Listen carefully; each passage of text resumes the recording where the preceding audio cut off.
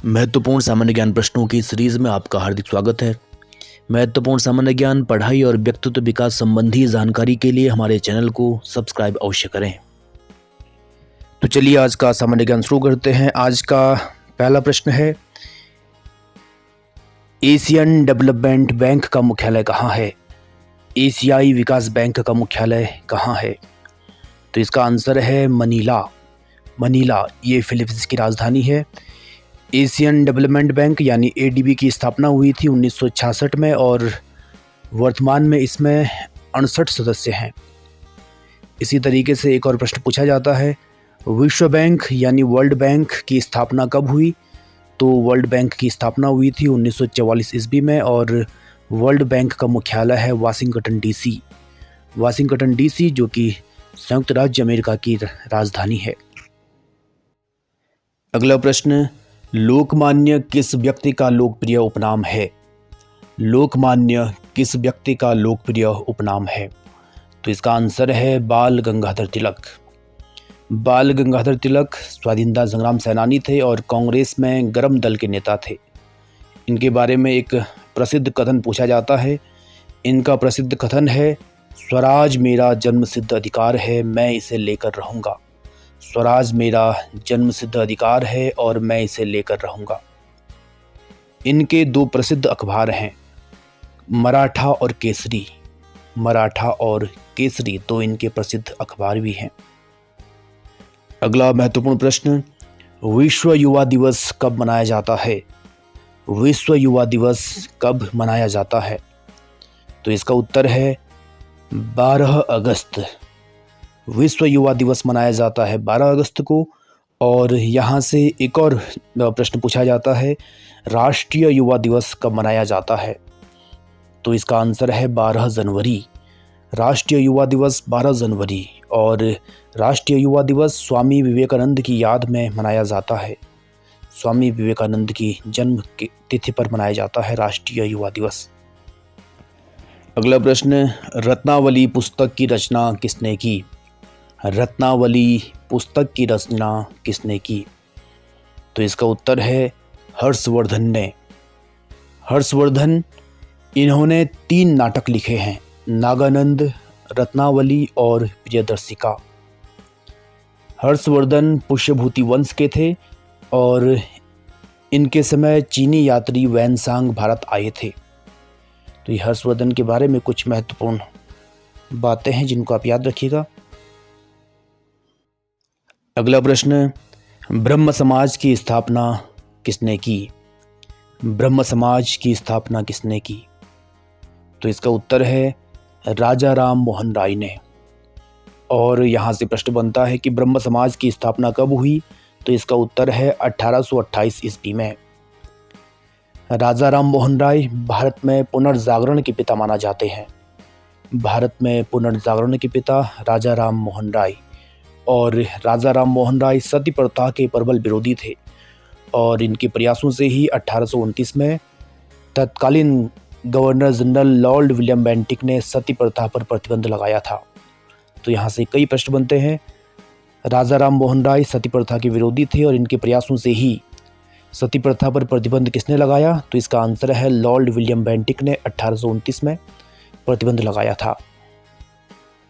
अगला प्रश्न, प्रकाश वर्ष में कितने मीटर होते हैं? प्रकाश वर्ष में कितने मीटर होते हैं?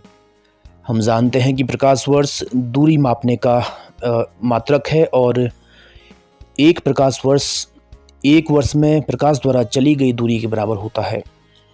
और प्रकाश वर्ष में 9.46 इंटू 10⁻15 मीटर होते हैं। 9.46 × 10⁻15 मीटर।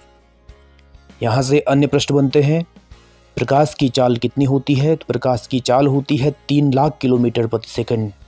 यानी इसको अगर मीटर पर सेकंड में चेंज करें तो ये होगा 3 × 10⁸ मीटर पर सेकंड।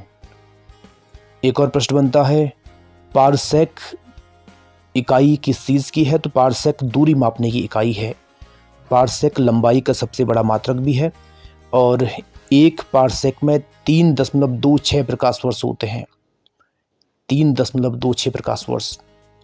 इसी तरीके से एक और प्रश्न बनता है, खगोलीय इकाई भी दूरी मापने की इकाई है और एक खगोलीय इकाई का मान होता है सूर्य और पृथ्वी के बीच की औसत दूरी। सूर्य और पृथ्वी के बीच की दूरी के बराबर एक खगोलीय इकाई होती है। अगला प्रश्न, मानव शरीर में रक्त की कमी को क्या कहते हैं? मानव शरीर में रक्त की कमी से कौन सा रोग होता है? तो इसका आंसर है एनीमिया। एनीमिया यानी जिसको हिंदी में रक्ताल्पता भी कहते हैं। इसमें कई सारे प्रश्न बनते हैं, जैसे रक्त का थक्का किस विटामिन की कमी से नहीं जम पाता है? रक्त का थक्का न जमना ये है विटामिन के की कमी से। इसी तरीके से एक बीमारी आनुवांशिक होती है जिसमें रक्त का थक्का नहीं बन पाता है। तो प्रश्न पूछा जाता है कि रक्त का थक्का न बनने की आनुवांशिक बीमारी का नाम क्या है? तो इसका नाम है हीमोफीलिया। इसी तरीके से रक्त का जो लाल रंग होता है ये हीमोग्लोबिन के कारण होता है। और हीमोग्लोबिन में कौन सी धातु पाई जाती है? तो इसका आंसर है आयरन। हीमोग्लोबिन में आयरन धातु पाई जाती है, लोहा धातु पाई जाती है। नेक्स्ट क्वेश्चन, कोशिका का अध्ययन क्या कहलाता है? कोशिका का अध्ययन क्या कहलाता है? तो इसका आंसर है साइटोलॉजी। साइटोलॉजी यानी कोशिका का अध्ययन। तो यहाँ से कुछ प्रश्न बनते हैं, जैसे शरीर की सबसे छोटी इकाई होती है, तो इसका आंसर है कोशिका। कोशिका की खोज रॉबर्ट हुक ने की थी और कोशिका का पावर हाउस माइटोकॉन्ड्रिया को कहा जाता है। कोशिका का पावर हाउस माइटोकॉन्ड्रिया। अगला प्रश्न, रेगिस्तान में मृगमरीचिका बनने की घटना किसका उदाहरण है? रेगिस्तान में मृगमरीचिका बनने की घटना का कारण क्या है? तो इसका उत्तर है पूर्ण आंतरिक परावर्तन। पूर्ण आंतरिक परावर्तन, प्रकाश का पूर्ण आंतरिक परावर्तन। इसी तरीके से एक और प्रश्न बनता है, आकाश का रंग नीला क्यों होता है? तो इसका आंसर है प्रकाश के परिकिरण के कारण। प्रकाश के परिकिरण के कारण। और एक और प्रश्न बनता है, सूर्य डूबते या उगते समय लाल क्यों दिखाई देता है? तो इसका आंसर भी है प्रकाश के परिकिरण के कारण।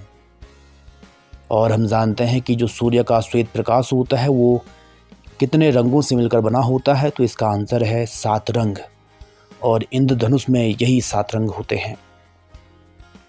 और आज का अंतिम प्रश्न, हाइड्रोजन के कितने समस्थानिक हैं? हाइड्रोजन के कितने समस्थानिक हैं? हम जानते हैं कि हाइड्रोजन सबसे हल्की गैस होती है और इसके 3 समस्थानिक होते हैं। पहला है प्रोटियम, दूसरा है ड्यूटेरियम और तीसरा है ट्राइटियम। प्रोटियम, ड्यूटेरियम और ट्राइटियम, तो ये 3 समस्थानिक हाइड्रोजन के होते हैं। तो ये आज के 10 प्रश्न हैं और आपको ये प्रश्न काफ़ी महत्वपूर्ण है। इनको नोट करिए, इनको याद करिएगा और चैनल को सब्सक्राइब करिएगा। इस वीडियो को अपने दोस्तों तक पहुंचाइए ताकि और लोग भी तैयारी कर सकें। तो फिर मिलते हैं अगली वीडियो में। शुक्रिया।